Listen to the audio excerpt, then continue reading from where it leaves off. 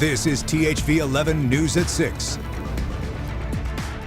Tonight, we start with the ongoing war in Iran. At least 13 American service members have now been confirmed dead as part of Operation Epic Fury, a sign that things are heating up after the country's supreme leader vowed to keep the Strait of Hormuz closed yesterday, and the Pentagon saying it's dealing with attacks on oil tankers there.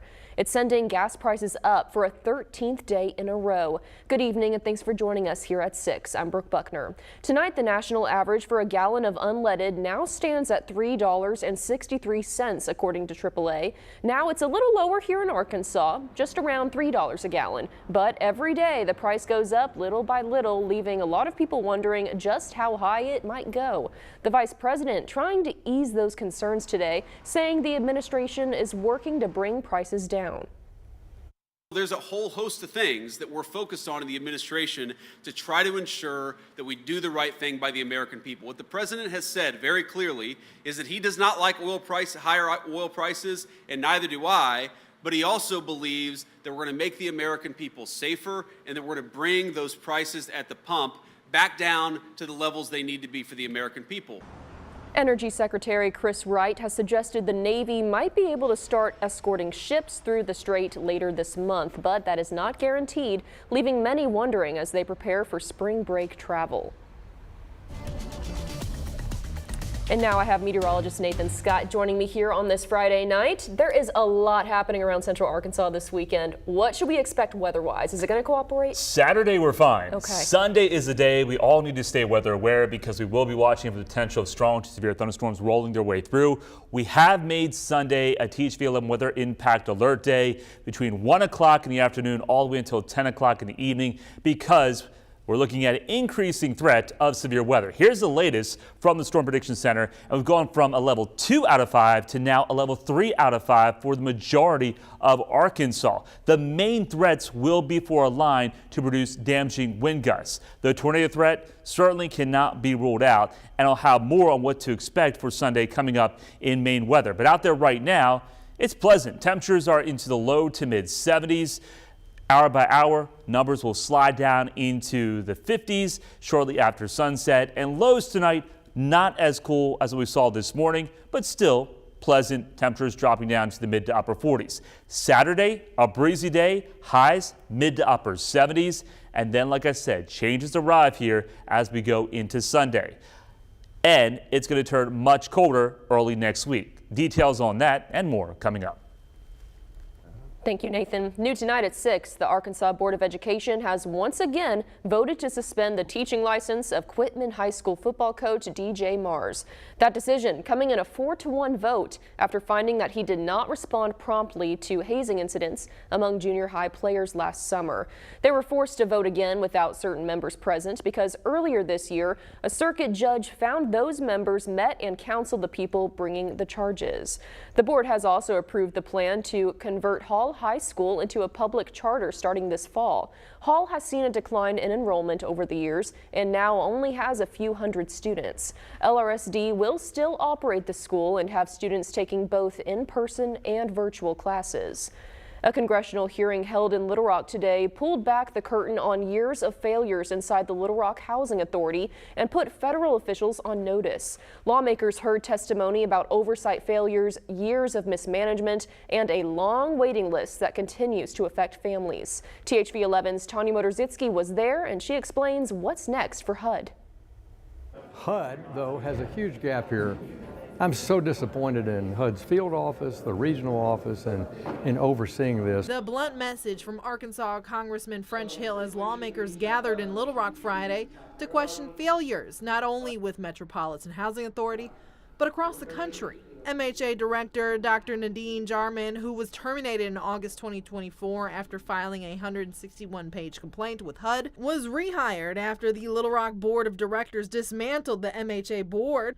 When she returned, she faced a laundry list of problems. Met with a lobby full of disgruntled landlords, some of which had not been paid in over 6 months. The Housing Authority had failed to submit audits for 4 years, more than $600,000 in arrears with its software provider and legal counsel, HUD had identified more than $22 million in non-compliance findings. These issues are just a small portion of what Little Rock's HUD office dealt with for over a decade, which is how Congress got involved after millions were misspent. Dr. Jarman says they took out a loan to rehab vacant buildings and are now working to reduce the 6,500-person waiting list.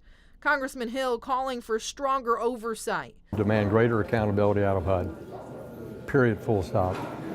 And I would say have a more action-oriented, less passive point of view as a city director. He says his bill, the 21st Century Housing Act, will help prevent the same problems from happening again. To tackle producing more units, lowering the cost of public housing units, lowering the cost of private development units, which I think goes a long way to helping expand the supply of housing. Mayor Frank Scott Jr. said in a statement that affordable housing remains a top priority for him.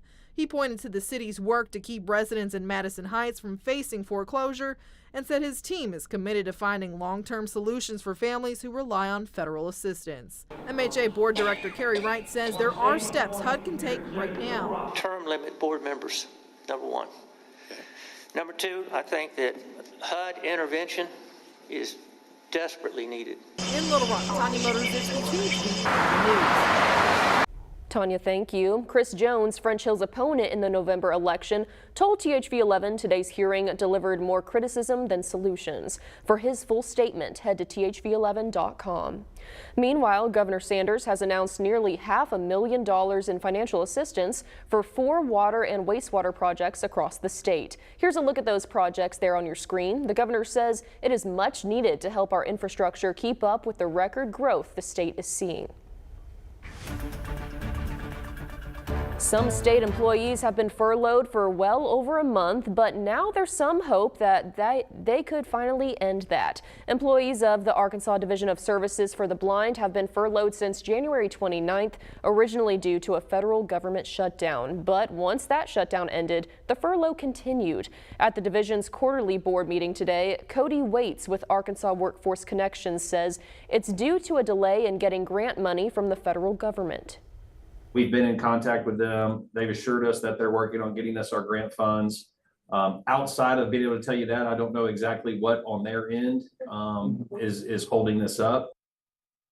But Waite says another similar division got their grant recently, giving them hope that the Division of Services for the Blind will get theirs too. THV 11's Carter Thweet will have the full story tonight at 10, including an interview with an employee on what this experience has been like. The Department of Homeland Security shutdown will stretch into next week after the Senate failed to advance the bill to fund the department yesterday. The final vote was 51-46, with Democratic Senator John Fetterman crossing party lines. On Wednesday, Democrats offered bills that would fund specific agencies, including TSA and FEMA. But Republicans rejected that proposal, saying the full department needs to be funded. So the Democrats need to get off of this and recognize that they own the TSA problems. They own the Coast Guard funding. They own all the damage that's coming as a result of it. The Senate will vote again Monday, but as of now, some 50,000 TSA agents are missing paychecks and hundreds have quit, leading to delays and cancellations at airports across the country. It feels like spring out there. Temperatures for tomorrow close to 80. Sunday we're into the mid 70s, but winter tries to make a comeback. Look what happens Monday morning. Down the numbers go. Upper 20s, low 30s, and the wind chills for everybody across the board will be into the 20s to start off your Monday. I'll let you know how long this cold snap will stick around and also have a look at future radar for your Sunday afternoon into Sunday evening coming up.